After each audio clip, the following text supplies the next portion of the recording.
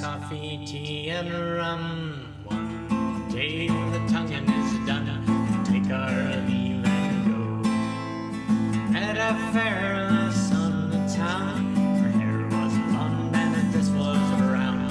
She made a whaler man come around. I recently met an old catamaran sailor who remarked that just having boats around is kind of a liability. And that may sound kind of strange, but I think I know exactly what he means. I had owned a 1968 O'Day Mariner, which is a 19-foot day sailor, fiberglass, old-time, heavy construction.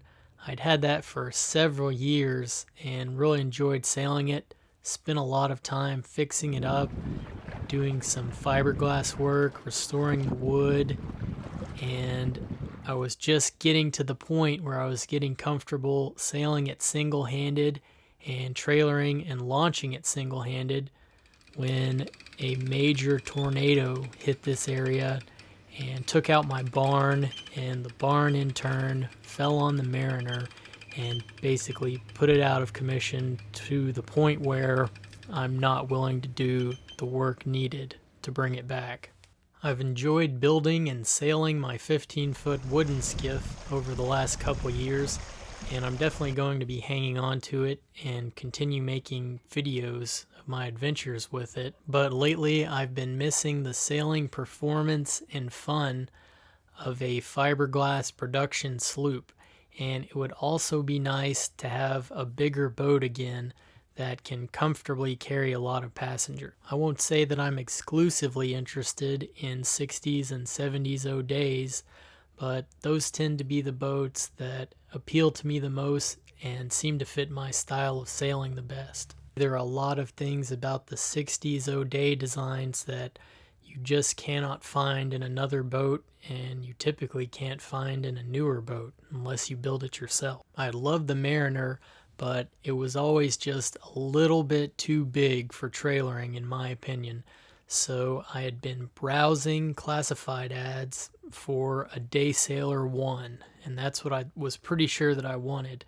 I really like the open cuddy, and I like the wood parts, and I just like the styling and feel of the boats. Well, randomly I came across this O'day Osprey, and I think I'd heard of them before. I'd maybe seen one or two up for sale a long time ago, but I didn't really know what it was. So I did a little digging around, and it turns out it's basically almost identical to a Daysailer with a few modifications.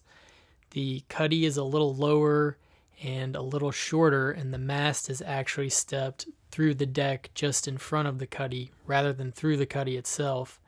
And the dimensions of this boat are just slightly scaled down from a Daysailer, but it's very similar, and I actually find it to be a little bit more attractive in appearance. The only problem was this Osprey was about 400 miles away near the border of Indiana and Michigan, and that's quite a long drive. So I waited around for a week or two trying to see if any listings would come up for a Daysailer or a similar boat that was a little bit nearer to my location, but nothing did. And I had been reading about the Osprey, and I was really starting to feel that this was the right boat for me, and I knew that they weren't very common, and I may not get another chance to purchase one for a long time. Plus, the guy's asking price really was nothing exorbitant, I didn't think. I actually thought it was very reasonable. I had the owner send me a lot of detailed pictures so I'd have a better idea of what I was getting into before driving the 400 miles. And it helps that I've owned several O'Days of this vintage, so I had a pretty good idea of what kind of work would be involved in getting something like this spruced up, looking nice, and in good sailing condition. There's likely to be hardware that needs replacing, definitely going to need some painting, and that type of thing. Lucky for me, Sydney loves to travel, and she jumps at any chance to take a road trip. So she would be accompanying me and be there to help navigate and relieve me from driving for a little while if need be. As far as I can tell, Indiana is basically one giant cornfield.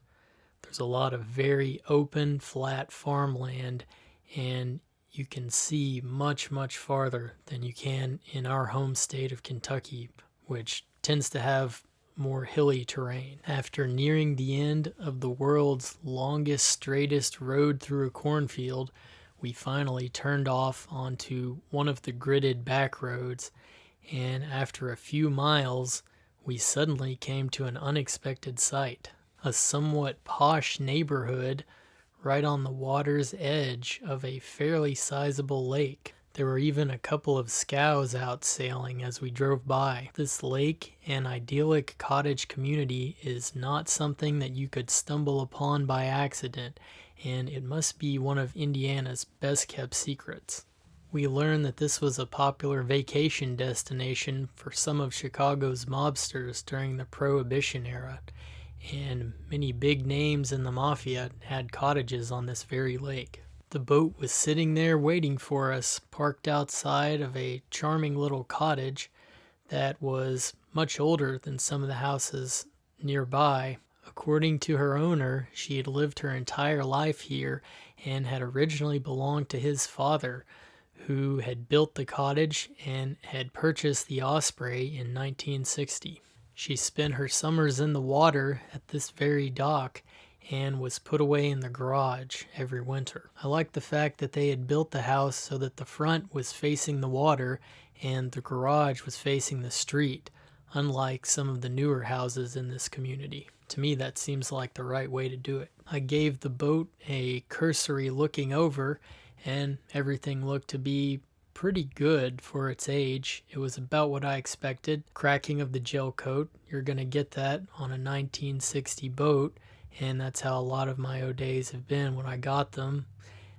Basically, all the gear seemed to be there. The sails were in surprisingly good condition. She had never been trailered outside of the cottage, so I had to come up with an improvised set of crutches in order to carry the mast on the long drive home, and luckily it did already have a boom crutch that I believe may be a factory accessory, so I used that to hold the mast in the rear and just rig something up in the front. Her owner was very friendly and accommodating, and he helped me to get everything rigged and tied down so that we would be ready for the long drive to her new home. I was a little concerned about the state of the tires and bearings on the trailer, but we were pretty tired and we were just ready to get to our hotel, so I would sort that out in the morning, but I figured it may involve a trip to the local wheel and tire shop. When we arrived where we were staying,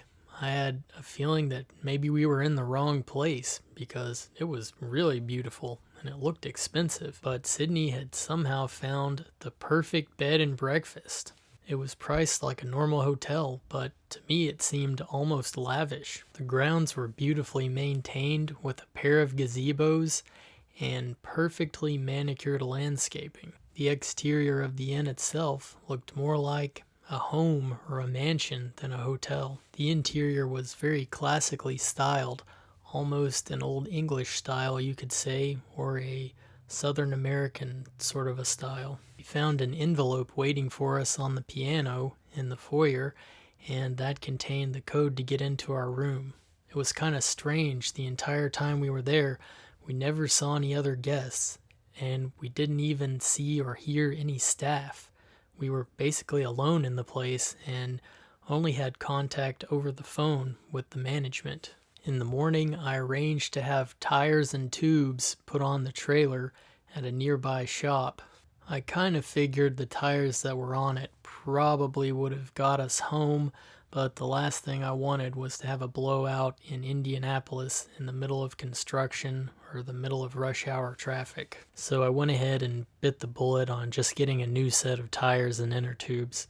Luckily, the wheels that were on the trailer actually had grease fittings on the hubs, and so I just greased the bearings myself. While we were waiting for the tires, which did end up taking several hours, we went and just kind of toured the downtown area of this small town, and it was actually very nice. We ate at a little hole-in-the-wall sandwich place that was really good, and just kind of walked around the square, and I saw a sunfish regatta advertised, which we would just be missing, unfortunately. We were there a little bit too early, but it was a regatta on the lake where I had purchased the Osprey for boats under 15 foot. So the Osprey would not quite qualify at just around 16 foot. The tire job had set us back quite a bit on time, but I felt that it was worth doing just for peace of mind. But it was pretty late in the afternoon by the time we got on the road. The return trip seemed much longer, and it actually was, as I had to drive significantly slower while towing the trailer, and we also ended up hitting some bad rush hour traffic in Indianapolis.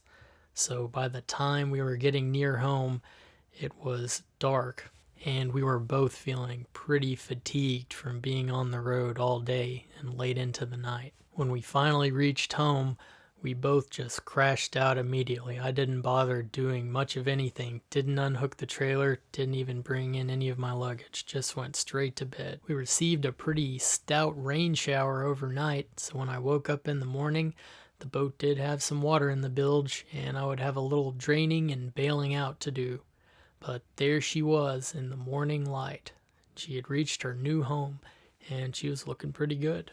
I put up the rig and raised the sails for the first time, just to get a better idea of what I was dealing with as far as rigging and see what needed to be done.